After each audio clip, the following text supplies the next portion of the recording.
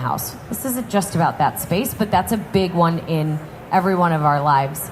So hopefully you learned something today. A couple things. So, the notepad's kind of full. That makes me happy. So my new show is called Windy City Flip. I am also a developer, so I pitched the show to the network. They loved it. You guys loved it. Whoever watched it, the ratings were awesome. So we got picked up for season 1, and season 1's going to premiere in July. So you'll start seeing a lot of the commercials, but it's going to be a 1-hour show on HGTV, and it's following me around, and every episode is a new house. So these are homes in Chicago. They're not cheap, but it's worth it. So it'll be a little different than all the other flip shows. I'm not buying a $100,000 house and selling it for $3. And a lot of things go wrong. So you get to see the good, the bad, the ugly. I was sick of all these kind of fluffy shows where you don't see all the good stuff and the bad stuff. So you're going to learn a lot. A lot of people think they can just flip houses. It's not that easy. I'll show you why. So yeah, definitely tune in. And we'll do a little Q&A now. And then maybe come over and say hi at the end and take a picture. And yeah, okay.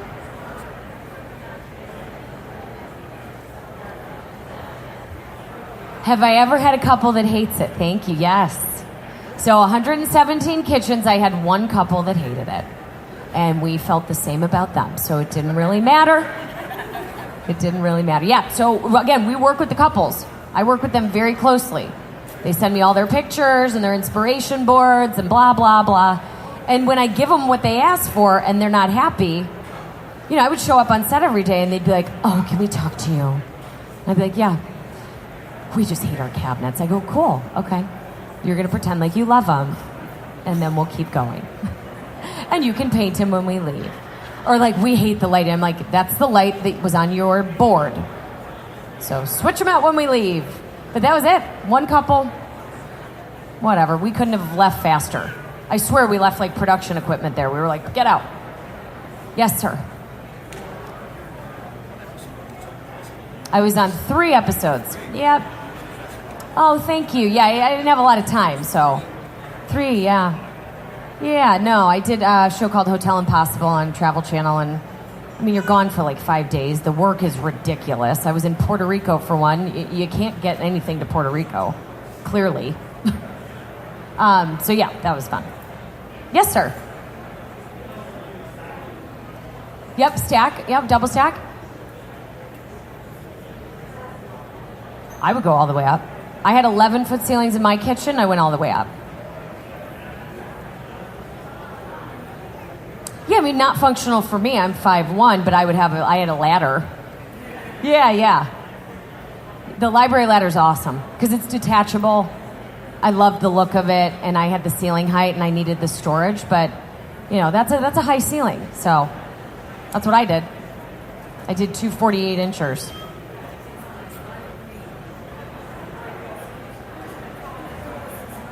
Do you have a lime green kitchen? God, I thought we were connecting. Yes, ma'am. Bought a new house. Congratulations. Nice. Smart. Moved from New York. Okay. And some people love it. Black granite, full backsplash, black granite. Or on the countertops. Yeah, it's difficult to clean.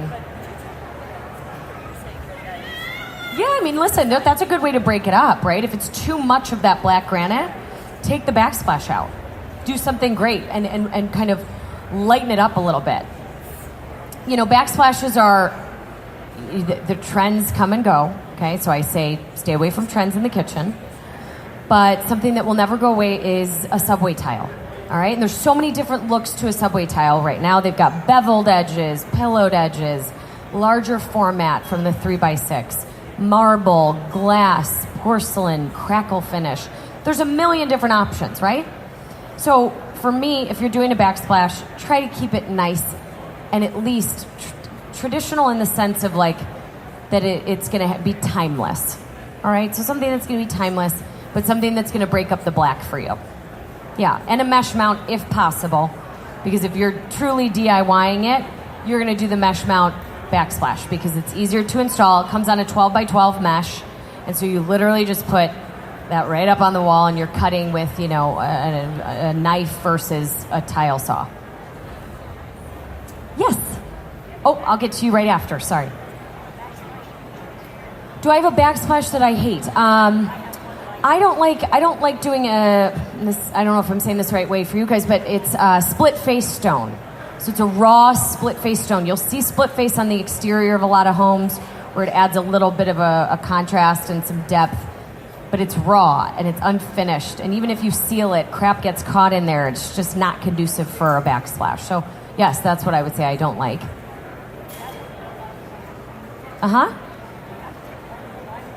Sometimes the drywall comes off with it. So every demo is different. I don't know what's going to happen when you rip yours off. With a slab backsplash, I can guarantee your drywall's coming off with that. Whatever they used to adhere it, that's coming off.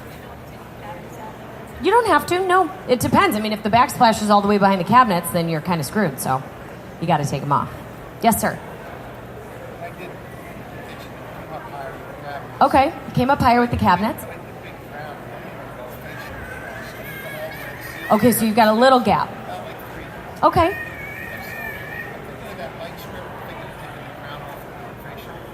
I would take the crown off, build it up, and then put the crown back on. That's what I did. So with mine, I've got almost a 10-inch crown, and it looks beautiful. But I would fill the gap. It's like there's no reason for it. Oh, you could illuminate it at the top. Yep. Beautiful.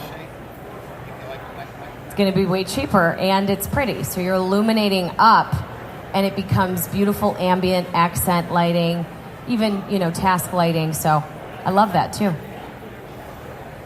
Oh, if it's small, that's even better. By illuminating up, you're bringing the eye up. You make it feel a little bigger. Too high? No, I don't. It's got to scale with your cabinet, right? So if they're 42-inch cabinets, you probably don't want to do just a 12-inch crown. I had 42 and 42, so it was really high, so it kind of felt like it was more substantial. Anybody else? Yes, sir. Well, let me go here, and then I'll come back to you. Yes, sir. So small condos, How do you make them more spacious? Yeah, the furniture's big, but the space planning is up to you. So I think if you want to keep something nice and open to make it feel larger, it's all about space planning. So the way that you're facing your sofa, like I never want to walk into a place and see the back of a sofa, right? So you want to open that up. So even if you're now getting maybe an L-shaped sectional. So where you once had a sofa, the back of it, now you've got a sectional, so the whole space becomes open. Paint colors open a space up a little bit. Always keeping those ceilings nice and white. Getting as much natural lighting in there as possible, so not heavy with the window treatments. There's so many ways. Small spaces can look very big these days if you do it right. Yes? No, we were in the suburbs and we were in Vegas and the city, and we never had problems. No problems with permits. We had a lot of time and a lot of pull, so. No, we had everything in advance, so nothing happened. And all of our inspections took place on day 2. So we would lie to you and say it was 3 days to crash the kitchen, it really was 3 days for an outdoor kitchen, but we'd lie to you and say the indoor was 3 too, but it was really 4. Because on day 2, I wasn't there, no one was there except for, inspectors and everyone like that, so. Any other questions? All right, well, thank you guys for coming. I appreciate it. Hopefully you learned something, and come on over and say hi, and we'll take a picture.